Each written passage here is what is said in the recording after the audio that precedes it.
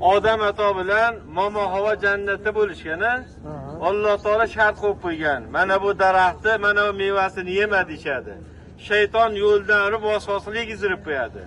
Ana endi bular Alloh taologa osiy bo'ldilar.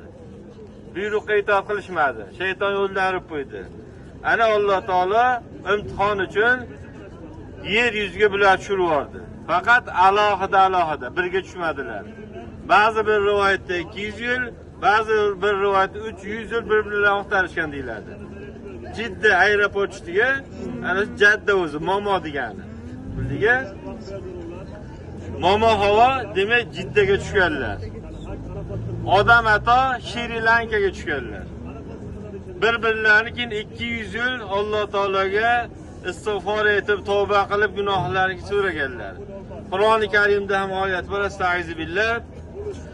Robbana zalamna anfusana va illam taghfir lana va tarhamna lanakunanna minal khosirin dedi. Ey Robbim, biz o'z nafsimizga zulm qilguvchilardan bo'ldik. Agar sen bizni rahim qilmasang, mag'firat qilmasang, ziyonkorlardan bo'lamiz deb duo qiladilar. Alloh taolani qabul qildi, gunohlardan kechdi. Demak 200 yil deganda mana shuni tog'da uchta uchrashganlar. O'sha ana sarva ramziy belgi. Bu ishlar mas'ul, ba'zi birlar o'padi, silaydi, kerak yo'q. O'sha yerda uchrashgan joylarni belgi qo'ygan. Shundiga payg'ambarimiz hayotlik vaqtlarida keyin bir marta haj qilganlar, 4 marta umra amal qilgan ekanlar. Hijrat degani Madinaga ko'chganlardan keyin hijratning 9-yili haj farz bo'ldi. Ana hijratning 10-yili haj qilgan ekanlar. Hajjatul vado deydi, o'qigan bo'lsalaring. Vidolashuv haji. Payg'ambarimiz o'sha vidolashuv haji xutbasini mana shu tog'da aytgan ekanlar. 100 ming hojiga va'z qilganlar. Shuning uchun bu Hajjatul vado mashhur. Vidolashuv hajlar Rasulullohdir.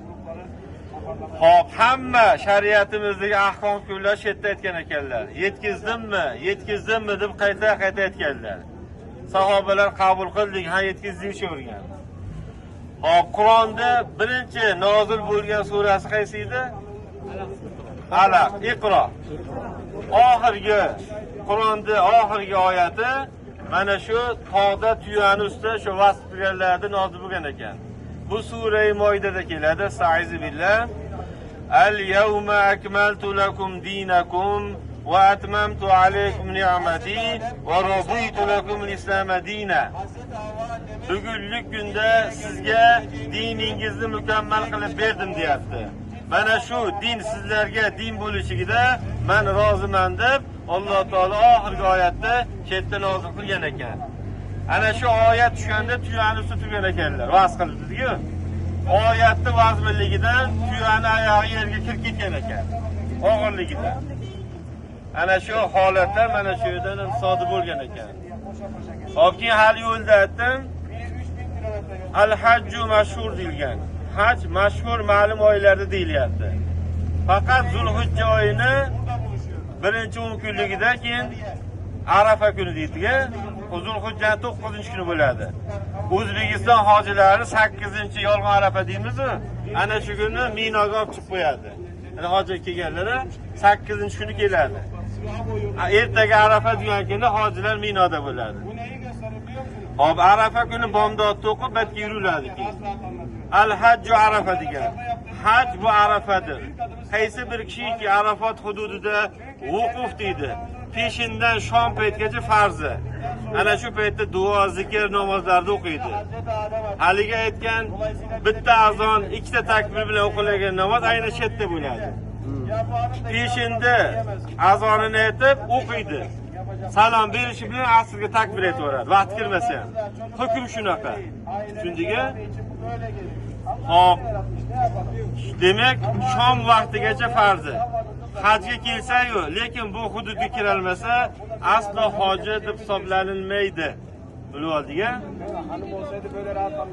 Payg'ambarimiz men bu yerda duo qilganman. Mendan oldingi payg'ambarlarda hammalari duo qilganlar. Sizlar ham duolarni ko'p qilinglar deganlar. Ana shu kuni hojilar faqat zikr, ibodat, tilovati Qur'on Allohdan butun maqsadlarni so'raladi. Xo'p endi mana ko'rdilaringiz. Şimdi bak siz haligi oxirgi oyatida bu. Ana shuni sahobalar eshitganda hamma xursand bo'lgan ekan. Dinimiz endi mukammal bo'ldi, bizga